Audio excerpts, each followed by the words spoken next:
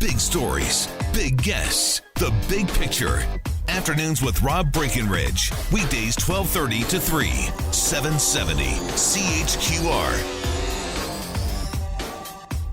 Up in Edmonton, there is a conference going on, and it's a Flat Earth conference about why the Earth is flat and why we need to start rethinking the way we look at the Earth. And when I set this up, I thought, crazy, learned a little bit, and then I wanted to introduce you to Robbie's perspective, just so you can hear why this conference is happening in Edmonton. Robbie, you are from Edmonton, correct? I am, correct. And that's where the conference is going on, West Edmonton Mall. Yeah, correct. We're on our second day, and it was amazing to be able to bring the Canadian conference to my home city. But the first one I did was last year in Raleigh, North Carolina, which was the first Flat Earth International Conference in the world. So it was amazing to make history there and also making history now in Canada. So I'm going to ask you some questions in a bit about what is the Flat Earth theory, because I'm curious as to what that is. I really don't know. But who comes to the conference? Is it a conference wrapped around other Flat Earth believers that you guys just kind of go over all of your evidence together, or do you invite people who have no idea who want to learn? Which way does that go? Again, everyone was welcome. There are people that are kind of curious. I think that Flat Earth really, in those terms, is more about just really questioning the authorities or just the established views of society. So really, I think for some people, it comes down to really the shape's not important. We go so far as to say we really don't know, but I think we all are in agreement when it comes to what we think it's not. So, that's our big thing. And we are in no way at all affiliated with the Flat Earth Society. And like I said, I find it really peculiar that they've been around for so long, and yet they've never done a conference. It took a guy from Edmonton, Alberta, to do the first Flat Earth conference. What's going on? But we actually I would say that everyone here would laugh at the Flat Earth Society probably as much as most of you are laughing even at this topic right now. Well, I think that's kind of interesting, right? How everyone's perspective creates that. Robbie, before we continue, just for 1 second here, can you move closer to a window by chance? Because the phone breaks up just a little bit. And I want to make sure that we can hear you clearly. Sure. Here, I'll just move over here. So for everyone who has no idea, what I've learned from this is it is a bit of a misnomer in that sort of the Flat Earth conferences is not necessarily just about a flat plate of a planet, but it really is the fabric of the society as it functions for us today. So help us understand, what is Flat Earth? Well, what is Flat Earth is basically going completely polar opposite to what we've been taught. We've been taught that we're, flying around, moving. Where Flat Earth would say, no, we're stationary and still. The Earth doesn't move. Well, we would agree that everything we see in the sky is moving, and that's kind of, using our senses. This is the way that the world is perceived. The fact that, no one's ever felt the movement of the Earth, yet we're told we're spinning at 1,000 miles an hour at the equator. Again, it starts there, but then we find out, well, where did they come up with it? Where's the scientific proof, to prove conclusively that, we are, curvature rates of 8 inches per mile squared. Well, when you go out and do the scientific method from Earth and you try to apply the scientific method, you have a very hard time doing it. For example, all the experiments to prove the movement of the Earth throughout history up to present day have all failed. The reason why they created the theory of relativity is because they didn't like the results, because they were wanting to establish the movement, and it didn't come. So it's just a very interesting thing to think about. And I say to people all the time, if someone can actually do this, it's repeatable, it's observable, it's found right under the scientific method, they'll be incredibly famous, because to date, they haven't. Pictures and videos and consensus is not scientific proof of anything. Okay, so we take it from the perspective of the Earth is round, because I was told it was round. I've never been outside of the atmosphere. I've never seen that it's round. So that's sure. That part I get, because that's just something I was told. I get that part. What about some of the things that we see regularly or that we're told? For example, the sunrise and sunset.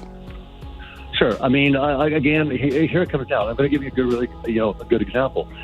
There was a guy that went out, and they said the guy went to Saskatchewan, it was 4 weeks ago, to prove that Earth is a globe. And he used the Aristophanes experiment based on the 2 pegs. But what's interesting about that is even Neil deGrasse Tyson has come out and said, everyone's running with this, but actually, if the sun hypothetically was closer and smaller, the same shadows would appear. So it's just interesting that they'll run with something and say, oh, that's proof. It's not proof of anything. Yes, it will prove a ball. But hypothetically, if the sun is closer and smaller, like we suggest, the same shadows occur. What about the moon then? What about the moon? Well, the fact that the moon moves in the sky, and if we understand it, we've been told that it affects the tides. Sure. Again, I mean, getting into technical, if you're interested, all you need to do is type in tides, flat Earth, and you'll find some incredibly in-depth explanations on certain things that will really kind of question the official narrative.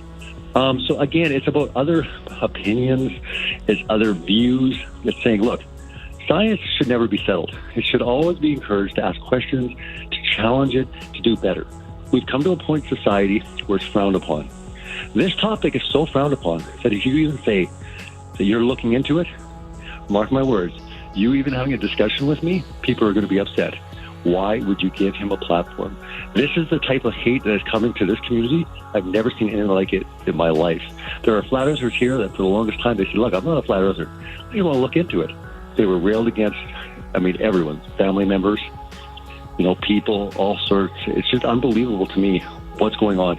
Even if you say, hey, I just want to look into it, you'll get the same reaction as if you could just come out and say, I'm a believer. Well, I like the idea that the earth is round. I was told that's for sure. And I do come to it from the perspective of these are the things I was told, and these are the things that I don't even know that I don't even know. This takes me to two places. You brought up a good point, though, and I'll give you one example. Quickly, please. We believe it's round as well. Mm-hmm. Round like a penny. Round, do you understand that a pizza or a penny is round as well? So when they say, of course it's round, it's not flat, dummies.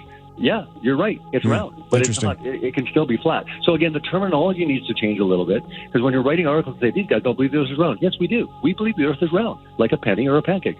Interesting. Okay, so there's the Truman Show and there's the Matrix, and that's where I go with this. Is that what you're alleging? Is that the world has been sort of manufactured and fabricated for us to live in and not perceive?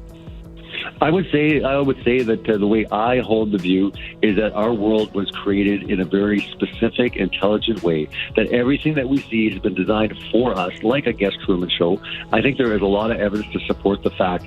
But when you start ripping away your senses and understanding, what do you get? You get a very kind of void of nothing exploded and created everything. How scientific is it, and how much can you replicate that nothing created everything? You can't. But the official scientific narrative is that nothing exploded and created everything 5.4 billion years ago. Fine, you can believe that. I'm not saying you don't have to, but you're teaching children it's scientific fact. This is wrong when you're forcing this upon people and you're failing them if you don't answer right. It is not proven science. Well, you take me back to my conversation that I always have about words and language, Robbie, is that when you're talking about the flat earth idea and changing our language, that takes me to three places. That takes me the difference between the truth, which is my perception of something that happened. There are facts, which are widely accepted agreements about something that happened. And then there's accuracy, which is the world of discovery to find out what actually happened. And so that's the part where I find this really, really curious. I have a lot more of learning and talking to Robbie to do before I buy into this, bud. But I want to just tell you that I admire the sense of discovery that you're going after, regardless if it's right or wrong. But it's certainly interesting for a conversation to just go from a place of nothing, which I think we as humans do much better when we go from a place of nothing, and then go into a world of, well, what about this? And what ifs or buts. So what's your website, Robbie, as we move on? What's your website so everyone can go, if they're curious to challenge, am I living in the Matrix?